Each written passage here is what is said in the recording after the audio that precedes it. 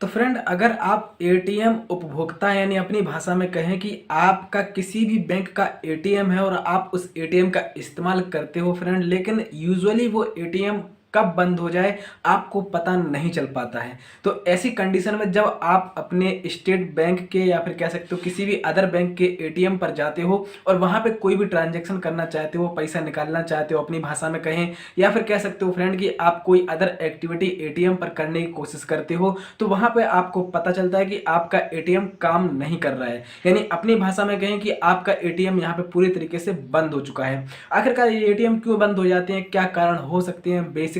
आज की वीडियो में आपको बताने वाला हूं। जो कि बेसिक कारण है फ्रेंड, मैं आज आपको प्रॉपर वे में बताऊंगा कि जिसके कारण अधिकतर जो आपके एटीएम है वो ब्लॉक कर दिए जाते हैं बैंक की तरफ से ऑफिशियली, और आपको पता भी नहीं चलता है कि यार आखिरकार ऐसा भी होता है। तो फ्रेंड, वीडियो बहुत नॉलेजफुल होने वाली है, इसलिए मेरी आपसे एक छोटी सी गुजारिश है, आपको अपने चैनल को सब्सक्राइब कर लेना है और वीडियो को लाइक कर लेना है, क्योंकि ऐसे ही हेल्पफुल कंटेंट मैं आप सभी के साथ शेयर करता रहता हूं। तो चलिए फ्रेंड, शुरू करते हैं। First point friend, first point आता है आपका कि अगर आप अपने बैंक नहीं गए हो, यानी लंबे समय से आप एटीएम का इस्तेमाल करते आ रहे हो, आपने अपने बैंक की शक्ल नहीं देखी है, आप किसी प्रकार का कोई भी लेन देन बैंक से नहीं किए हो फ्रेंड, यानी कह सकते हो कि आपने ना तो कभी बैंक का फॉर्म भर के कभी पैसा निकाला है और ना ही कभी पैसा जमा किया है, और इस दौरान आपको 3 से 4 साल हो चुके हैं, 5 साल हो चुके हैं। तो फ्रेंड, होगा क्या कि आप यहाँ पे सतर्क हो जाइए। आपका जो एटीएम है वो बैंक कभी भी बंद कर सकता है, ये जानने के लिए कहीं ऐसा तो नहीं कि आपके साथ कोई फ्रॉड हो रहा हो। तो फ्रेंड, इसलिए आपको यहाँ पे आपको ऐसा लगता है कि यार मैं कभी भी अपनी बैंक ब्रांच नहीं गया हूँ,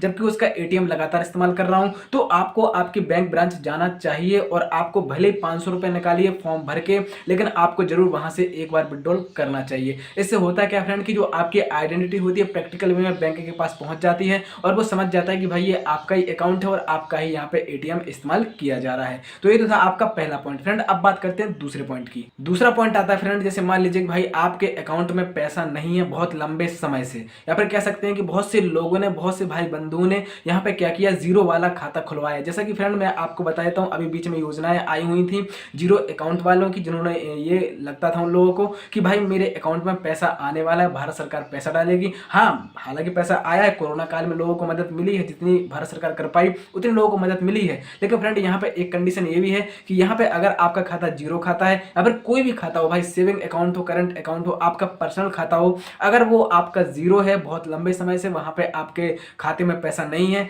बहुत लॉन्ग टाइम से, तो फ्रेंड यहाँ पे भी आपका अकाउंट बंद होने के चांसेस हैं, और जो आप साथ में एटीएम उसका इस्तेमाल कर रहे हो वो भी ऑटोमेटिकली फिर बंद हो जाएगा। देखिए सीधी बात है भाई, आपके बैंक से ही आपका एटीएम लगा होता है, अगर आपका बैंक बंद हो गया तो आपका एटीएम भी काम करना यहाँ पे बंद कर देता है। तो इसलिए आपको आपके खाते में कम से कम मिनिमम 1000-2000 रुपए रखने ही चाहिए। अगर आप फ्रेंड उसको पैसे में नहीं रखोगे, अपने अकाउंट में खाते में पैसे नहीं रखोगे, उसको खाली रखोगे, तो कब बंद हो जाए इसके बारे में कोई भी नहीं जानता। चलिए फ्रेंड, अब बात करते हैं तीसरे पॉइंट की। आखिरकार तीसरा पॉइंट क्या कहता है फ्रेंड? तीसरा पॉइंट कहता है सस्पिशियस एक्टिविटी, यानी जैसे मान लीजिए कि आपका जो एटीएम है वो किसी दूसरे के हाथ में लग गया, अब उस बंदे को आपका जो पिन है वो कंफर्म नहीं है, लेकिन फिर वो पैसे निकालने की कोशिश कर रहा है, बार बार वहां पे गलत पिन डाल रहा है, यानी बार बार गलत पिन एंटर कर रहा है, और बार बार उसको बैंक चेतावनी दे रहा है कि please check your pin, please check your pin. लेकिन आप नहीं मान रहे, आप क्या कर रहे हैं, बार बार उस पर गलत पिन जो है एंटर कर रहे हैं, या फिर कोई अदर एक्टिविटी एटीएम के जरिए आप करने की कोशिश कर रहे हैं, कोई भी नेट बैंकिंग की पेमेंट कर रहे हैं, किसी प्रकार से कोई भी आप जो है वेबसाइट पर कहीं पे भी रिचार्ज की पेमेंट कर रहे हैं, कुछ भी कर रहे हैं, क्योंकि भाई डेबिट कार्ड से ही बहुत सारी पेमेंट्स हो जाती हैं।